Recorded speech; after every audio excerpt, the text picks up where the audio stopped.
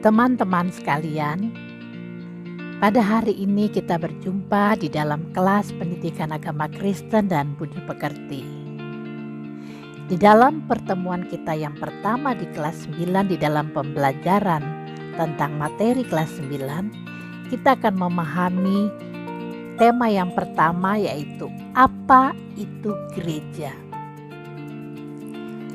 Apakah gereja itu sebuah gedung yang indah seperti yang bisa kita lihat pada gambar kita ini, yaitu GPIB Immanuel yang berada di depan Stasiun Gambir. Ini adalah gedung yang indah peninggalan zaman Belanda. Ataukah GKI Samanhudi yang berada di Jalan Raya Samanhudi yang juga sangat megah? Ataukah gereja itu adalah kebaktian atau ibadah? Tetapi sebelum kita memahami apa itu gereja, pada saat ini kita akan mengawali dulu dengan melihat indikator apa yang akan kita capai di dalam pembelajaran tentang apa itu gereja. Indikator kita yang pertama adalah kita mengakui karya Allah di dalam pertumbuhan gereja. Indikator yang kedua, kita dapat menunjukkan sikap menghargai karya Allah dalam pertumbuhan gereja dengan menjadi saksi yang setia. Indikator yang ketiga adalah menjelaskan arti gereja. Dan indikator yang keempat, menjelaskan karya Allah dalam pertumbuhan gereja. Indikator yang kelima adalah mewujudkan peran serta sebagai gereja yang mengalami pertumbuhan. Teman-teman sekalian, panggilan untuk menjadi gereja itu merupakan jawaban dari setiap orang, sekelompok orang, untuk menerima panggilan daripada Tuhan. Gereja adalah persekutuan orang percaya kepada Yesus Kristus. Kita akan melihat terlebih dahulu tentang asal-usul daripada kata gereja. Di dalam bahasa Indonesia atau di dalam bahasa kita sehari-hari, kita sering menyebut gereja. Tetapi apakah kita tahu arti kata gereja yang kita pergunakan sekarang ini berasal dari mana? Kata gereja itu berasal dari kata di dalam bahasa Portugis, yaitu igreja. Mungkin kita bertanya, kok bisa ya itu berasal dari bahasa Portugis? Jika kita mengingat-ingat pelajaran sejarah, maka bangsa Indonesia pernah dijajah oleh bangsa Portugis. Peninggalan daripada jajahan Portugis ini adalah igreja yang kemudian kita menerjemahkan di dalam kata gereja. Kata igreja sendiri berasal dari kata eklesia di dalam bahasa Yunani. Latar belakang dari kata eklesia di dalam bahasa Yunani, kata ini bila diartikan secara umum, kata ini berarti pertemuan atau sidang.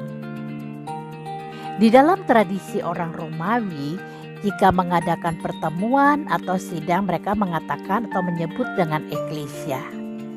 Ini adalah istilah yang dipakai atau ciri-ciri daripada kota-kota di luar Yudea untuk menunjukkan atau menyebut pertemuan atau juga sidang yang dilakukan. Tetapi kemudian kata eklesia ini secara khusus diartikan dengan perkumpulan atau persekutuan yang hendak menunjukkan persekutuan orang-orang yang percaya kepada Kristus. Maksudnya mau menunjukkan bahwa orang-orang yang percaya kepada Kristus itu berada di dalam satu persekutuan yang menghimpunkan mereka. Ini latar belakang daripada kata eklesia. Tetapi secara etimologi bahasa, kata eklesia ini berasal dari dua suku kata. Eklesia berasal dari suku kata yang pertama, yaitu ek, yang jika diartikan adalah keluar. Dan suku kata yang kedua adalah kaleo, yang bila diartikan adalah dipanggil.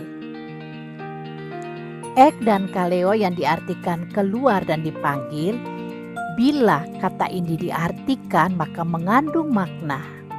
Eklesia itu adalah persekutuan orang percaya yang dipanggil keluar dari kegelapan menuju kepada terang. Jadi orang-orang yang dipanggil untuk menjadi milik Allah adalah orang-orang yang sudah dipanggil dari kegelapan atau dari dosa menuju kepada terang Kristus. Kita akan memahami tentang 4 gambaran kata gereja di dalam Alkitab. Yang pertama adalah gereja digambarkan sebagai tubuh Kristus. Yang kedua, gereja digambarkan sebagai pengantin perempuan. Dan yang ketiga, gereja digambarkan sebagai kebun anggur. Dan yang keempat, gereja digambarkan sebagai kawanan domba. Apakah artinya daripada gambaran gereja atau kiasan gereja di dalam Alkitab ini secara terperinci akan kita lihat. Gereja digambarkan sebagai tubuh Kristus. Dapat kita lihat di dalam 1 Korintus 12 ayat 12 sampai 31, di mana Rasul Paulus mempergunakan atau kiasan tubuh itu untuk menjelaskan, menggambarkan tentang makna gereja yang mengungkapkan tentang kesatuan yang saling melengkapi.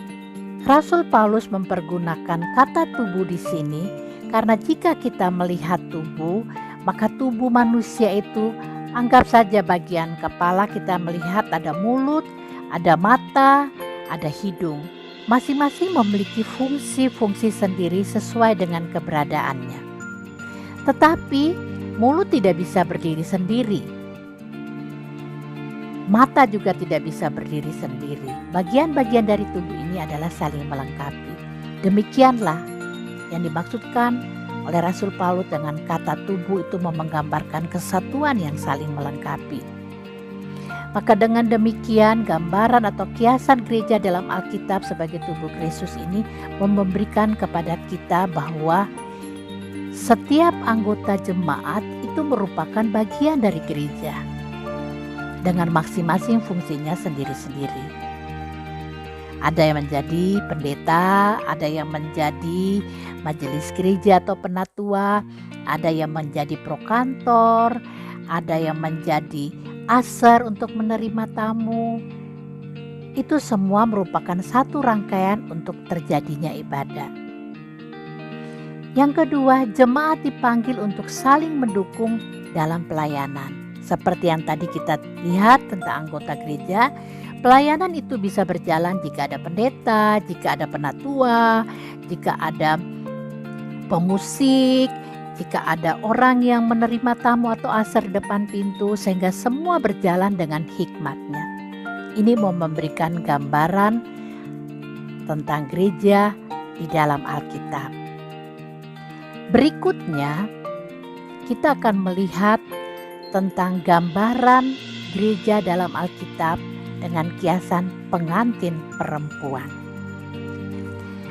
Teman-teman sekalian, di dalam 2 Korintus 11 ayat 2 dan Efesus 5 ayat 22 sampai 32, gambaran gereja ini sebagai pengantin perempuan memberikan sebuah gambaran kemesraan, sebuah gambaran keindahan, sebuah gambaran keintiman di dalam relasi antara Allah dengan umatnya. Ya, sebab gambaran gereja dalam Alkitab sebagai pengantin perempuan mau mengajarkan kepada kita bahwa sebagai mempelai perempuan kita diingatkan bahwa kita memiliki relasi yang khusus sebagai gereja dengan Allah yang harus kita jaga, yaitu kesetiaan. Gambaran gereja dalam Alkitab dengan kiasan kebun anggur yang ketiga, di mana di dalam gambar ini kita lihat bahwa Yesus dikiasankan sebagai pokok anggur dan orang beriman sebagai rantingnya. Teman-teman sekalian, gambaran atau kiasan kebun anggur ini sungguh ingin menekankan kepada kita agar kita sebagai gereja atau orang percaya, kita harus bertumbuh dan berbuah. Seperti pokok anggur, jika ranting-ranting menempel pada pokok anggur dengan baik, maka otomatis ranting itu akan menghasilkan buahnya kita. Kemudian yang berikutnya, di dalam kiasan kebun anggur ini, gereja diingatkan untuk menghadirkan keberadaan gereja ini. Gereja hadir untuk menjadi berkat di dunia. Maksudnya, jika gereja itu bisa berbuah, maka orang-orang di sekitar gereja akan menikmati rasa daripada buah tersebut.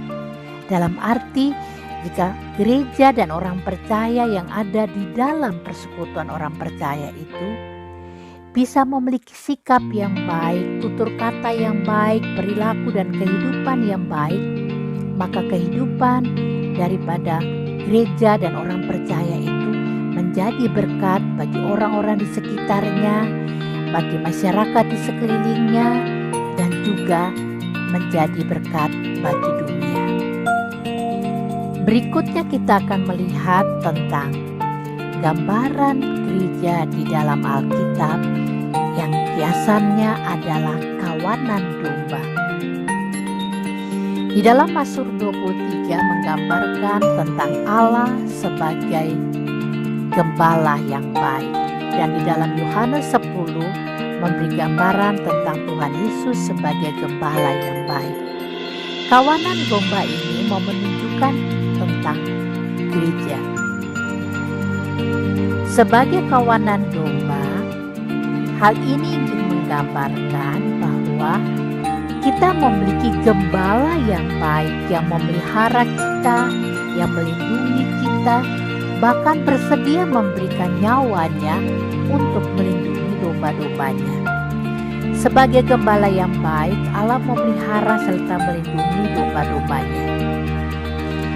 Sehingga dapat kita boleh melihat bahwa di dalam gambaran gereja di dalam Alkitab dalam kiasan kawanan domba, gambaran ini mau mengingatkan gereja sebagai kawanan domba, kita harus menurut jalan yang ditunjukkan gembala.